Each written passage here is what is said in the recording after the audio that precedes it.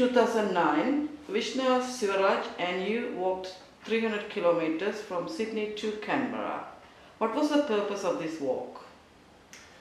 So basically in 2009, in May 2009, the war in Sri Lanka came to a sudden halt. At that time, well over 40,000, as the UN report has said as well, well over 40,000 innocent Tamil lives were lost due to atrocious war crimes that were committed by the Sri Lankan government.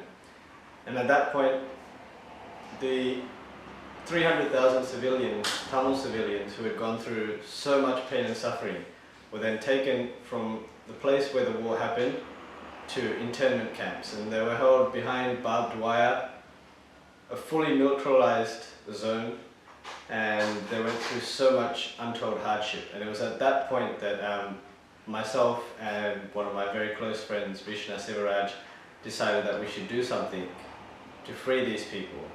I mean, there was not much that we could do to save the lives that we'd already lost, but we had to continue to do something to save our people that were behind barbed wire in really, really bad situation.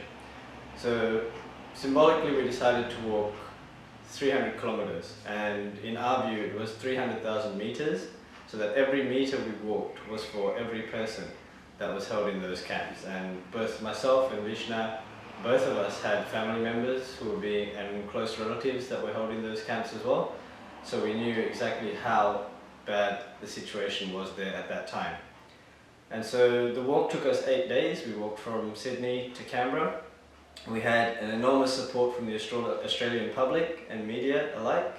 There were so many people that came and wished us and gave us hope. And it wasn't an easy thing to do. I mean, we were walking about 50 kilometers a day. Finally, we did get to the Australian Parliament House, and we managed to speak to a number of MPs, a number of Ministers of Parliament, and all of them were also very supportive, and they understood the situation in regards to why we had actually walked. But for us, this walk was not just about freeing our people. It was more than that. It was about the freedom of our people. If you take it in the current context, in what's happening in Sri Lanka today, the Sri Lankan government has said that many people have been released from those internment camps, but when you speak to our people, when we speak to our relatives, the only thing that they have to say is that their life is just like living in an open jail now. Every single street has military personnel at every 50 meters, and there's no real difference of how they were held in the internment camps and how their lives are now. And so the reason to walk for freedom is just as strong today as it was back in 2009. Currently, 3 fellow Tamils in Europe are walking from Brussels to Geneva. They are walking for justice and freedom. What are your thoughts about this? So yeah, currently 3 fellow Tamils are walking from Brussels to Geneva.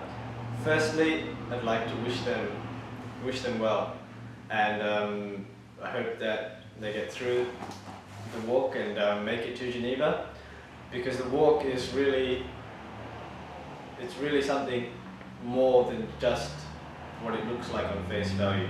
I mean, these 3 people are going through so much endurance and so much pain to show the world what's happened in Sri Lanka.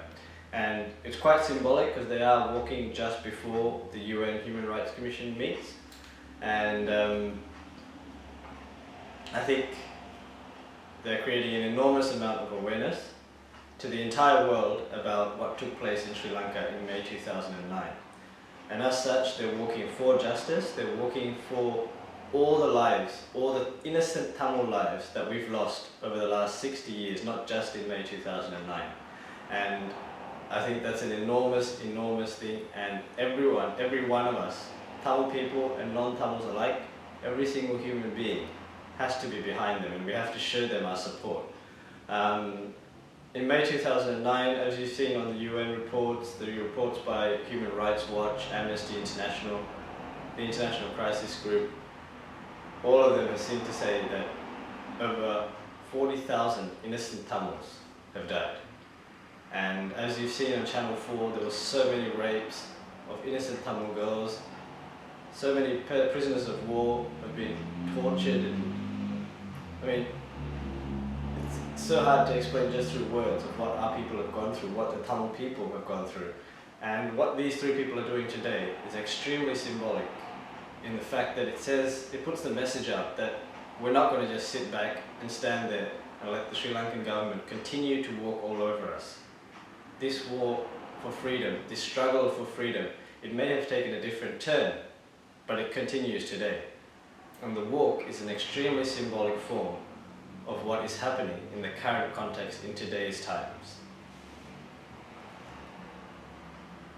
The walk has now become a symbolic stand against adversity and oppression for the Tamil struggle. What would you like to say to the Tamils who are walking as we speak? I think first and foremost is that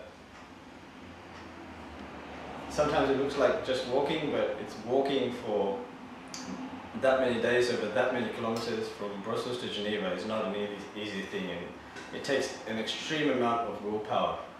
But firstly, well, the one thing I'd like to tell the Tamil people who are walking today is that the whole of Australia, every single Tamil person in Australia is behind you. We fully support you, and we're thinking about you all the time because we know what you're doing and we know why you're doing it. And trust me, all of us are 100% behind you and we support you, as should the whole world.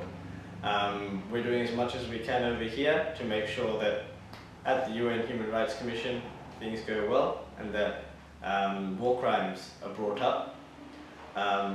We hope that you continue. I mean, with the weather in Europe right now, we know that it's extremely tough for you to walk in the winter. When me and Vishna walked, the temperatures were just over about 5 degrees here in Canberra, towards Canberra. But in Europe, obviously, it's extremely cold, so it's an extremely tough thing to do, but it's something that we have to continue to do.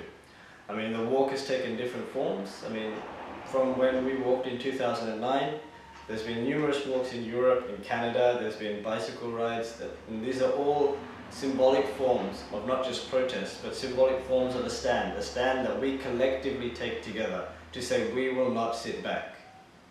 We are not about to give up on what is our rights and our freedom, because our people are still suffering. They've been suffering for the last 60 years. I mean, what's happening in Sri Lanka is genocide. It's been genocide for 60 years. The Sri Lankan government has tried to wipe out the Tamil people. They've now suppressed the voices of the Tamil people so that we're absolutely silenced and have no political space to move at all. And if they think that we're just going to sit back over here and do nothing, well then they're 100% wrong. Because we will continue to walk. We will continue to walk together, and we'll continue to walk until we have justice and freedom. Thank you, Seran Sribalan.